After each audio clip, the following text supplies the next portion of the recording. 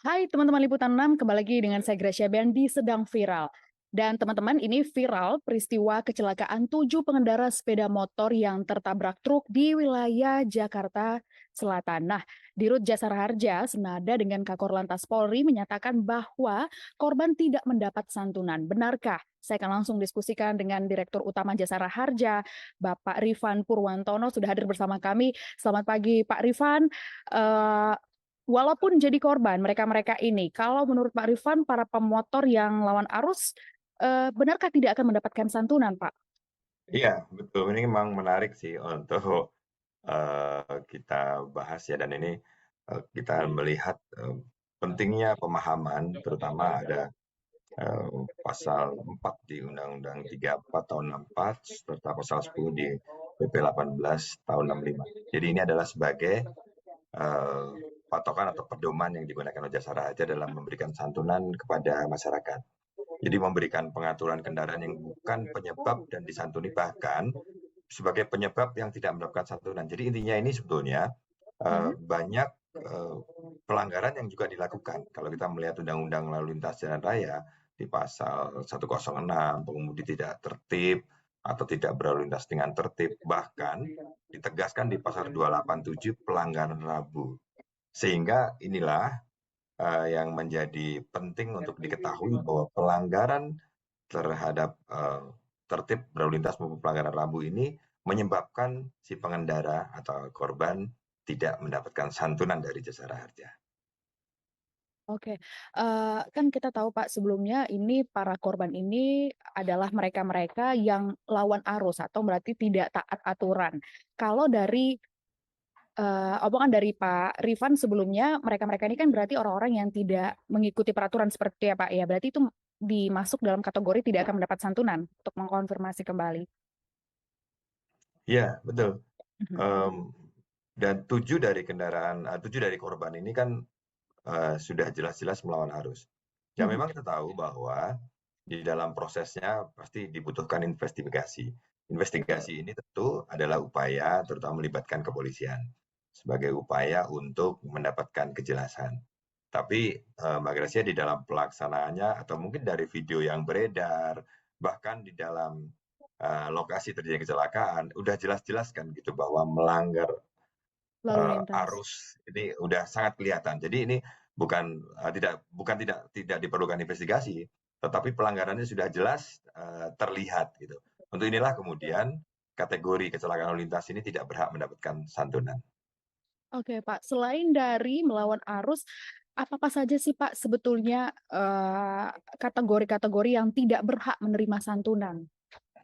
Kecelakaan-kecelakaan lalu lintas yang tidak berhak mendapatkan santunan jasara harja ini diantaranya kecelakaan tunggal, kemudian menerobos palang pintu kereta api. Nah ini juga jarang jarang dipahami oleh masyarakat bahwa undang-undang kereta api itu mengatur gitu, dan ini juga termasuk di dalam PP nomor 18 tahun 1965.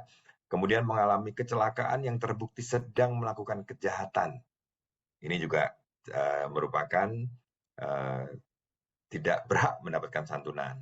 Pengendara yang menyebabkan terjadinya kecelakaan dua atau lebih dari kendaraan bermotor. Ini juga sama.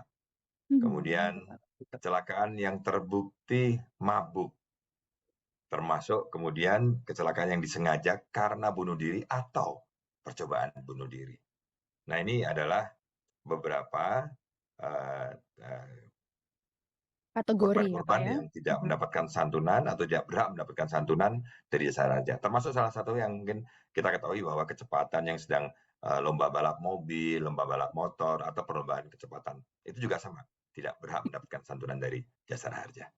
Oke, lalu Pak, apakah kebijakannya juga serupa, tidak memberikan santunan, juga, akan diterapkan bagi para pelanggar aturan lalu lintas, contohnya di Jakarta sendiri? Ini kan banyak sekali, Pak, orang-orang yang melanggar lalu lintas seperti itu. Ya, sebetulnya kalau pelanggaran lalu lintas ini kan di ranah Mhm. kepolisian ya, Mbak Gracia. Tetapi Oke. kalau ketika kecelakaan dan kemudian ternyata terbukti pelanggar gitu, atau melanggar melanggar lalu lintas, maka muncullah kewajiban pemberian santunan atau tidak, atau berhak atau tidak. Jadi lalu penetapannya sendiri, kalau di dalam pelaksanaan pengajuan santunan gitu yang ketika yang kami terima adalah yang diutamakan adalah adanya laporan kepolisian. Nah, laporan kepolisian ini tentu ini investigasi yang lengkap ya terkait dengan kronologis dan sebagainya. Itulah penetapan dari awal apakah layak ada santunan. Kemudian melihat dari apa yang dilanggar. Nah, biasanya di dalam catatan kepolisian itu menyebutkan apa saja yang dilanggar oleh si pengendara sepeda motor tersebut. Oke, Pak Rifan, apakah selama Pak Rifan menjabat, apakah ada korban-korban yang pernah menuntut untuk mendapatkan santunan meskipun mereka menyadari bahwa mereka ini adalah maksud saya menyadari bahwa mereka melakukan pelanggaran lalu lintas, seperti itu Pak Rifan? Ya, memang pengajuan ini kan sebetulnya bukan sesuatu yang baru terjadi, ini kan sering terjadi ya.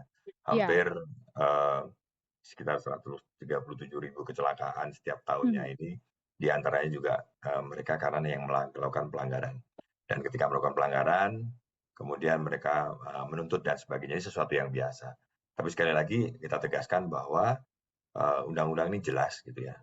Yang contoh misalkan laka tunggal juga pernah sampai banding dan sebagainya, tetap ditetapkan. Kami sebagai pemenangnya tidak bisa melakukan pembayaran terhadap santunan kecelakaan tunggal. Jadi tuntutan itu saya kira pasti akan ada ya. Tapi sekali lagi undang-undang yang ditetapkan dan ini sebetulnya di balik ini kan merubah behavior menjadi lebih baik kan gitu ya Mbak Gracia. Betul, Salah satu betul. salah satu informasi yang penting gitu. 70 lebih bahkan 77% kecelakaan di Indonesia adalah sepeda motor. Mhm. Dan bayangkan dari 70% dan seluruh kecelakaan di Indonesia ini bahkan selain sepeda motor juga usia produktif maupun usia-usia yang pelajar. Itu Mhm. hampir dikatakan 40%-nya adalah pelajar. Gitu. Jadi dari pemula mendapatkan SIM sampai umur 25. Kan sayang sekali. Sisanya adalah sampai dengan 55 produktif.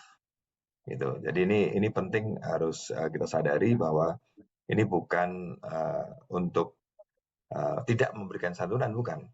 Konteksnya pasti undang-undang lalu lintas dibuat, undang-undang terkait dengan pembayaran santunan atau pertanggungan dasar kecelakaan yang dibuat. Ini semua Mhm. adalah utamanya karena kita ingin betul-betul menjalankan dan memberikan perubahan kepada masyarakat untuk tidak melanggar tata tertib lalu lintas. Oke, baik Pak Rifan, kalau boleh kami ketahui, apakah kebijakan tidak memberi santunan kepada para pelanggar lalu lintas ini adalah hal baru ataukah pernah dilakukan sebelumnya, Pak?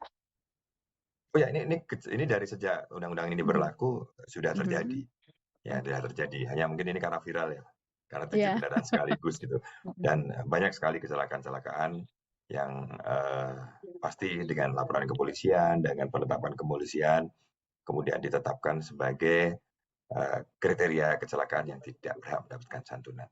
Ini sesuatu yang biasa. Oke. Pak Rifat, pasti Jasara Harja sampai saat ini masih terus berkomunikasi, melakukan koordinasi juga dengan Polri terkait hal ini. Apa-apa saja Pak temuan-temuan terbaru yang mungkin bisa disampaikan ke pemirsa terkait dengan kecelakaan 7 pengendara sepeda motor ini?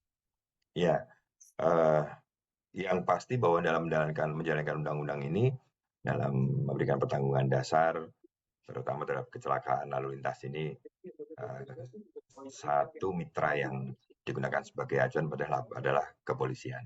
Karena ini standar dan prosedurnya.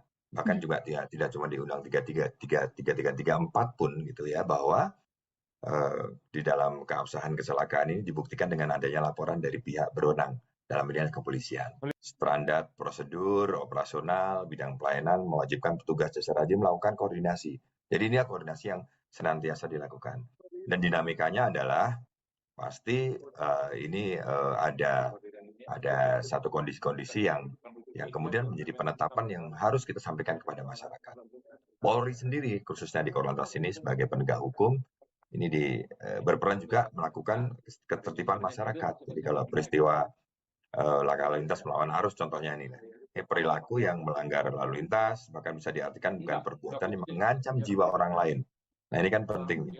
Ini tidak hanya tuntutan kepada santunan dirinya sendiri, bahkan tindakannya mengancam jiwa orang lain. Nah ini kami pastikan bahwa Jasa Raja dan Polri sepakat gitu bahwa ini harus diberikan edukasi kepada masyarakat agar tertib berlalu lintas dan untuk tidak melakukan pelanggaran. Oke. Pak Rifan, bagaimana respons para korban mendengar bahwa mereka tidak mendapat santunan? Apakah mereka, saya bisa katakan ikhlas karena memang mereka bersalah di sini, ataukah ada yang mulai merisaukan atau menuntut? Seperti itu Pak Rifan, sejauh ini? Ya, sebetulnya kalau bicara tuntutan, pasti ada ya, Ada ya? ketidakikhlasan itu pasti ada gitu kan. Tetapi kan, kita harus melihat dari penyebabnya gitu. Dengan Mhm, sadar melawan ini kan dengan sadar dia juga harus sadar dengan apa akibat yang dilakukan kalau dia melawan arus, kan seperti itu. Nah, betul, penyadaran ini kan jangan sampai dengan sadar melawan arus kemudian juga mendapatkan santunan dari negara, kan sebetulnya, tidak tepat untuk kita berikan. Justru kita berikan edukasi bahwa negara pasti akan hadir, negara pasti akan menjamin memberikan santunan, kami ini melalui jasara harja, tetapi kepada masyarakat juga yang menjaga tertib berlalu lintas. oke. Pak Rifan, satu pertanyaan lagi Pak untuk mengakhiri, perbincangan kita pagi ini. Apakah Pak Rifan punya pesan khusus untuk masyarakat di luar sana agar bisa patuh terhadap aturan-aturan lalu lintas, agar hal-hal semacam ini tidak terjadi lagi Pak Rifan? Iya, jadi himbauan untuk para pengguna jalan maupun pengendara kendaraan, baik motor maupun mobil, serta penumpang angkutan umum gitu ya, bahwa pastikan hati-hati di jalan. Karena ini selalu kita ingatkan, kami kepolisian dan Kementerian Perhubungan ini senantiasa, bahkan juga PUPR gitu, bahwa tolong mempunyai spirit yang sama. Hati-hati di jalan dan agar selamat sampai dengan tujuan itu adalah penting. Patuhi rambu-rambu lalu lintas, cek kendaraan yang Anda kendarai, gunakan helm dan juga safety belt. Oke, baik Pak Rifan, pesannya singkat tapi memang jelas sekali, hati-hati di jalan karena tidak ada satupun orang juga yang ingin menjadi korban kecelakaan ataupun juga menjadi pelaku dalam kasus-kasus semacam ini, begitu ya Pak Rifan. Sekali lagi terima kasih Pak Rifan sudah bergabung bersama kami di Liputan SCTV, kami sudah dapat poinnya. Nah, salam sehat Pak Rifan dan salam sukses sampai bertemu lagi di Liputan Talk selanjutnya. Terima kasih.